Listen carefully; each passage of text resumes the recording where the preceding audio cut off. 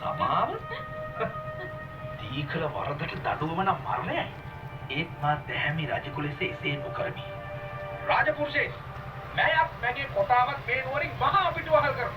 කිසිවෙකු හට මොවුන්ට උපකාර කිරීමටවත් ඉඩ නොදෙමු. රජතුමා කොටාවත් කුමරියවත් රටින් පිටුවහල් කරනවා.